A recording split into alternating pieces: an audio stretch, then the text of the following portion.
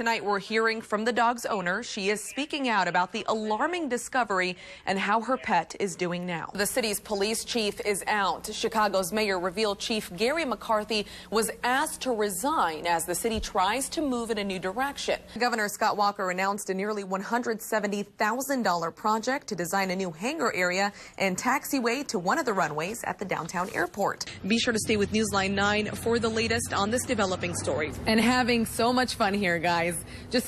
Honestly, this is so much fun. The rain, I could, live without it. Yeah, Melissa and Mark, Romy Wagner has been the council president for a little more than a year now, and he informed Mayor Jim Tipple of his decision to give up those duties on Friday. Now, I did reach out to Wagner for comment, but he hasn't returned my calls. Wagner made headlines last month when he was mailed a suspicious letter containing a white powder. He spent hours in a hazmat suit until the substance was identified as pancake mix. It is unknown why the letter was mailed or who mailed it, but Mayor Jim Tipple says he's not sure what triggered Wagner's decision to retire. It's a big job, and there's a lot of things that are going on, and it may just have been, too much to handle, and he has another job. And I think, it's probably a personal decision, and only he could probably tell you why he, stepped down. Wagner has been president of the council since April of 2014. He was elected to the council in 2010. Now, Mayor Tipple says the council plans on picking a new president in 2 weeks. Reporting live in Wausau, Nancy Yousef, Newsline 9. It's an early start to the day for Willie Marole. On an average day, I guess I handle about 2,000 pieces of mail. The day begins sorting mail at the Marshfield Post Office. It just works a lot easier if I have the mail sorted ahead of time. From there, he loads up his car and heads out on the last route of his career. A route that has grown over the years. When I first started, the route was 325 stops and about 80 miles. And now I am 106 miles and 425 stops every day. Willie began his career for the Postal Service in 1981 as a substitute. You work basically 1 day a week when I first started. In 1986, he became a full-time mail carrier, spending his days delivering mail to homes in the country. I start at 153 and E and I end at Highway 153 and E. Taking in the Wisconsin beauty. I love watching the seasons change and watching the crops grow. And telling a few jokes along the way. Here's your honeymoon cabin. Oh, man.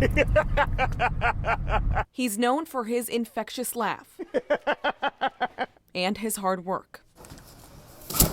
I met Willie 22 years ago. If we are running late, we can put money on our envelope and he'll put a stamp on for us and, send us a bill or send us a change. It's wonderful. In his 35 years on the job, the 64-year-old says he's seen it all, from flat tires to vehicle breakdowns. As for his cars, I've used 14 different vehicles. And there were those dogs. I got bit twice. But the best part of all, friends. That's the part I'm going to miss. But Willie says it's time to hang up his mailbag. It's been a nice long road, and the road finally has come to an end because it's not fun anymore.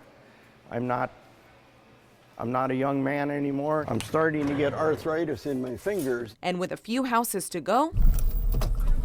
Hey! I'll catch you on your last day. Okay. Congratulations on retirement. Thank you, sir. He takes the time to look back. Makes me feel pretty good. That makes me feel like I've accomplished something.